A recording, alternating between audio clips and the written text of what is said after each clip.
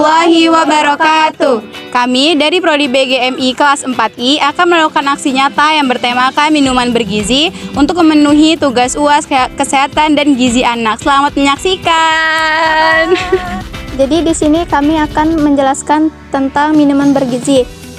Minuman bergizi itu minuman yang memiliki kandungan nutrisi yang optimal dan dapat diperoleh oleh tubuh dari minuman tersebut. Nah, minuman bergizi ini umumnya sering diasumsikan sebagai minuman yang mahal. Padahal kan minuman yang sehat untuk tubuh itu kan tidaklah mahal. Nah, minuman bergizi ini ada berbagai macam. Yang pertama itu ada minuman alami, minuman rempah, minuman buah, minuman kemasan, dan minuman pengganti gula. Nah, yang pertama itu saya akan menjelaskan tentang minuman alami. Minuman alami ini yang pertama itu ada air putih, air kelapa muda, dan susu kedelai. Air putih ini memiliki kandungan kalium. Di dalam kalium air putih ini dapat mengaktifkan elektrolit yang ada di otak. Gunanya itu tuh untuk meningkatkan daya ingat serta konsentrasi. Mengonsumsi air putih secara berlebihan ini dapat mengakibatkan over dehidrasi, yaitu keadaan dimana kayak kelebihan cairan gitu. Kalau kita kurang mengonsumsi air putih dapat menyebabkan dehidrasi. Kemudian yang kedua ini ada air kelapa muda. Dalam air kelapa muda itu tuh mengandung potasium, sodium, elektrolit, kalsium, vitamin C, dan mengandung lauric acid. Kemudian yang ketiga itu ada susu kedelai. Sering ya dijumpai di warung-warung ya. Di dalam susu kedelai itu tuh mengandung isoflavon yang memiliki antioksidan pada tubuh. Efek antioksidannya ini tuh berperan dalam membantu menurunkan stres oksidatif dan mencegah kerusakan pada hati. Dan isoflavonnya ini dapat membantu meningkatkan kinerja hati dalam mengeliminasi zat-zat beracun yang masuk ke dalam tubuh. Materi selanjutnya yaitu minuman rempah yang akan dijelaskan oleh Marda. Baik, selanjutnya saya akan menjelaskan manfaat dan kandungan di dalam kunyit asam dan wedang jahe. Nah, manfaat di dalam kunyit asam itu yang pertama meningkatkan sistem kekebalan tubuh. Jadi di dalam kandungan kunyit asam ini dia itu memiliki vitamin C dan antioksidan yang bisa membantu meningkatkan sistem kekebalan tubuh dan melawan infeksi. Lalu manfaat yang kedua itu yaitu ada meredakan peradangan. Nah, di dalam kunyit asam ini dia tuh memiliki kurkumin dan senyawa yang memiliki sifat antiinflamasi yang kuat. Dan dia juga bisa membantu meredakan peradangan baik itu otot, sendi, dan kondisi inflamasi lainnya. Menjaga kesehatan pencernaan. Nah, di dalam kunyit asam ini dia itu bisa dapat membantu melancarkan pencernaan dan meredakan sakit perut dan nyeri haid. Lalu manfaat yang keempat itu ada menjaga kesehatan jantung. Nah, di dalam kunyit asam ini dia tuh bisa menjaga kesehatan jantung dengan cara menurunkan tekanan darah dan aliran darah. Lalu yang selanjutnya itu ada manfaatnya itu meningkatkan kesehatan kulit. Nah, di dalam kandungan kunyit asam itu dia bisa meningkatkan kesehatan kulit dengan cara mengurangi jerawat. Dan ada manfaat di dalam wedang jahe itu yang pertama meredakan mual dan muntah. Nah, di dalam kandungan jahe itu dia memiliki sifat antimetik yang bisa membantu meredakan mual dan muntah. Lalu manfaat yang kedua itu bisa meredakan batuk dan pilek. Jadi di dalam jahe itu dia bisa membantu meredakan batuk dan pilek dengan cara mengencerkan daha. Dan manfaat yang ketiga itu ada meningkatkan kekebalan tubuh, sama seperti manfaat di dalam kunyit asam tadi. Dia itu bisa meningkatkan sistem kekebalan tubuh karena ada vitamin C dan antioksidan. Mungkin sekian penjelasan dari saya kembalikan ke materi selanjutnya. Selanjutnya itu ada minuman bergizi dari buah. Minuman bergizi dari buah itu kan kalau misalnya dari buah itu kan tentu saja menyehatkan dan menyegarkan. Ada banyak jenis minuman dari buah, contohnya itu ada jus dan infus water.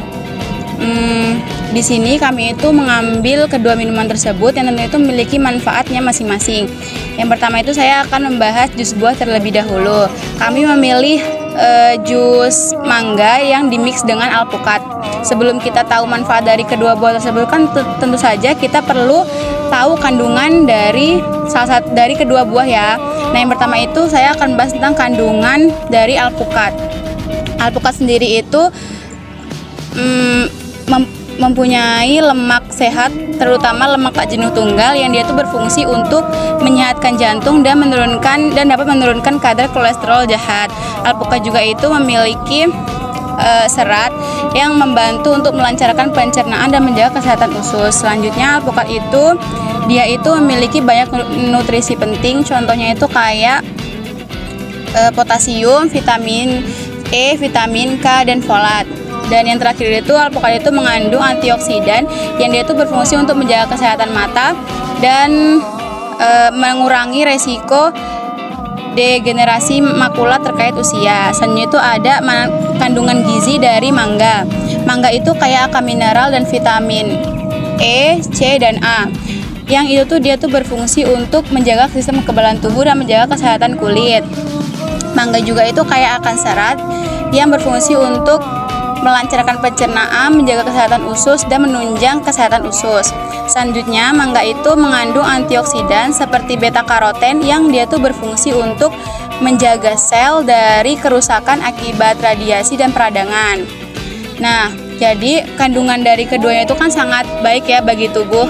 Apalagi kalau misalnya digabung pasti banyak nutrisi yang kita dapat. Contohnya itu kayak dapat menjaga kesehatan jantung, menjaga kesehatan mata, menjaga kesehatan kulit, meningkatkan kekebalan tubuh, dan juga melancarkan pencernaan. Selanjutnya itu ada infus water. Infus water ini termasuk salah satu minuman yang banyak manfaatnya. Nah, yaitu tuh makanya kita sebagai manusia itu dianjurkan untuk meminum infus water. Jadi manfaat infus water ini yang pertama itu mendukung proses dektofikasi, dapat menurunkan berat badan, menjaga kesehatan kulit, mencegah penuaan dini, dan dapat meningkatkan kekebalan tubuh. Kalau misalnya kita minum keduanya itu kan sangat bermanfaat ya bagi tubuh, tapi kalau misalnya kita mengonsumsinya terlalu banyak itu juga kan tidak baik. Jadi mengonsumsinya itu secukupnya saja. Terima kasih. Saya serahkan kepada materi selanjutnya. Yang selanjutnya itu ada minuman kemasan.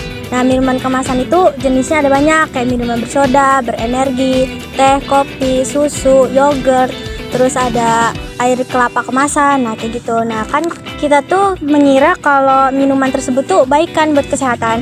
Nah, contohnya kayak ada air dengan 1000 ml vitamin C gitu kan. Ternyata di dalam situ tuh banyak juga kandungan gulanya. Terus kayak yogurt itu kan bagus tuh buat usus. Tapi kandungan gula di dalam minuman kemasannya itu tuh banyak juga. Nah, meski rasanya nikmat, minuman kemasan itu bisa membahayakan kesehatan karena dikonsumsi berlebihan, bahkan setiap hari gitu kan. Nah, kenapa minuman itu tuh membahayakan? Karena di dalam minuman kemasan itu sudah mengandung pemanis buatan gitu, kayak contohnya ada gula cair, brown sugar, terus ada konsentrat buah, terus ada lagi pemanis buatan yang tinggi dengan fruktosa dan glukosa. Terus sebenarnya di dalam minuman kemasan ini tuh yang paling banyak itu tuh air dan gula. Jadi minuman ini tuh sebenarnya nggak bermanfaat bagi tubuh kita karena gizi yang didapat itu cuma sedikit tapi kalorinya itu banyak gitu kan. Terus bahaya dari banyak mengkonsumsi minuman kemasan itu ada kayak obesitas. Obesitas itu kan peningkatan berat badan yang terjadi karena jumlah kalori yang masuk lebih banyak daripada jumlah kalori yang dibakar untuk beraktivitas.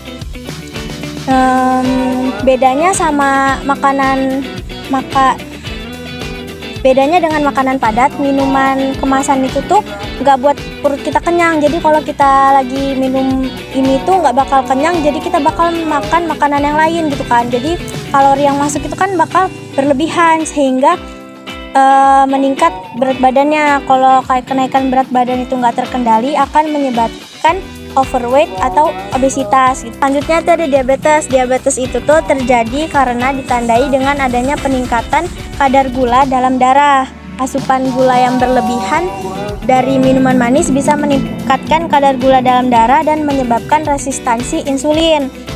Nah, resistensi insulin tadi dapat menyebabkan resiko utama dari penyakit diabetes. Nah, diabetes itu bisa menyebabkan komplikasi juga kayak dari mata, dari jantung, kayak gitu. Terus yang selanjutnya ada kurang nafsu makan bagi anak. Kalau tadi kan orang dewasa yang konsumsi kan gak bikin kenyang, tapi kalau di anak-anak kecil itu tuh bikin kenyang. Kadang kan ada kayak anak lagi minum teh gelas misalnya, pasti dia disuruh makan gak mau kenyang gitu kan. Nah itu tuh kalau di anak-anak itu minuman kemasan, minuman manis itu membuat dia jadi cepet kenyang gitu karena menambah energi di dalam tubuhnya. Kalau misalnya ada anak-anak yang nafsu makannya kurang atau dia makannya pilih-pilih, itu mending kita sebagai orang tua itu kayak menghentikan minuman manis atau membatasi minuman manis. Dan selanjutnya ada penuaan dini. Nah, si gula itu tuh bisa merusak kolagen dan elastisin. Kolagen sama elastisin itu tuh merupakan protein yang bisa membantu kulit kita tuh kencang dan awet muda. Kalau misalnya kolagen sama elastisinnya tadi rusak kan jadi bakal penuaan dini gitu. Tanda-tanda dari penuaan dini itu ada kulit kering, kusam, terus muncul keriput-keriput halus. Yang terakhir itu ada munculnya jerawat. Nah, kadar gula yang tinggi itu dapat menyebabkan kulit kita berminyak. Kalau kulit kita berminyak pasti kan kayak nyumbat pori-pori, nah bakal muncul jerawat. Sekian dari saya. Terima kasih. Gula. Nah, nggak bisa kita pungkiri semua orang itu perlu gula dalam tubuhnya karena gula itu merupakan sumber energi utama untuk mendukung aktivitas.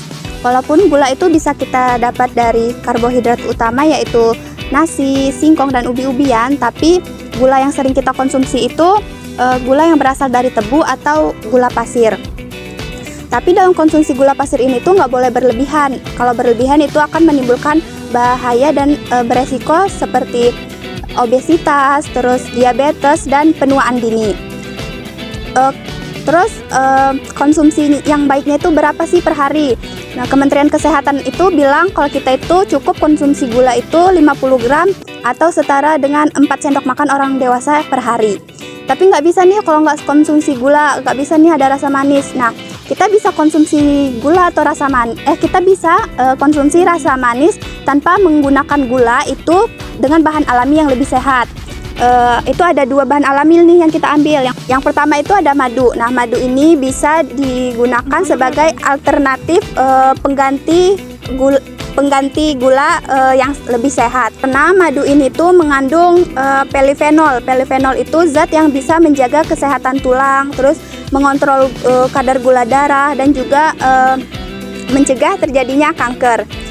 Tapi madu ini itu masih tergolong tinggi kalori, yaitu 21 kalori per 1 sendok makannya. Jadi nggak boleh konsumsi berlebihan. Konsumsinya itu cukup 2-3 sendok teh aja per harinya gitu. Madu ini kalau dikonsumsi terlalu banyak itu bisa meningkatkan kenaikan berat badan gitu. Ini tuh nggak bisa semua usia konsumsi. Bayi di bawah usia 1 tahun itu nggak boleh konsumsiin madu karena sistem pencernaan bayi itu masih belum berkembang secara sempurna. Kalau si bayi ini dikonsumsiin madu itu bisa terkena gangguan pencernaan atau keracunan makanan gitu. Terus yang selanjutnya ada kurma. Siapa sih yang nggak tahu kurma kan? Nah, kurma itu yang rasanya manis, legit, apalagi itu dicari-cari orang apalagi pas bulan Ramadan.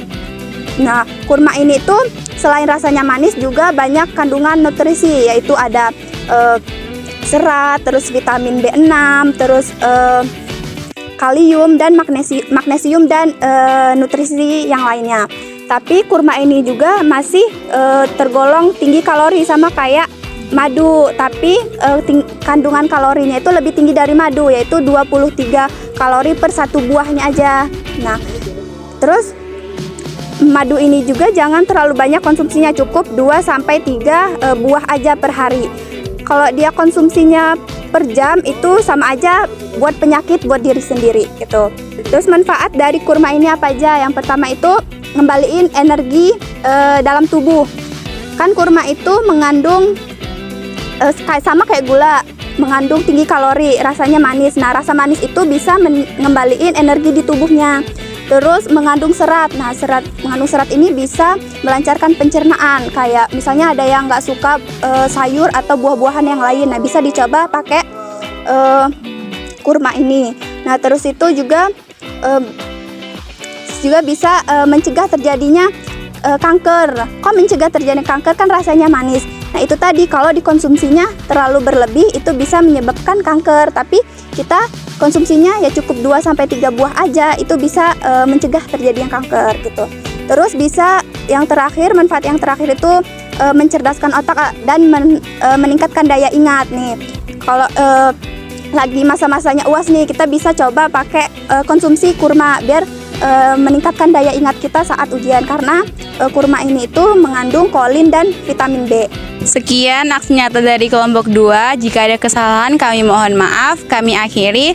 Wassalamualaikum warahmatullahi wabarakatuh. Bye-bye.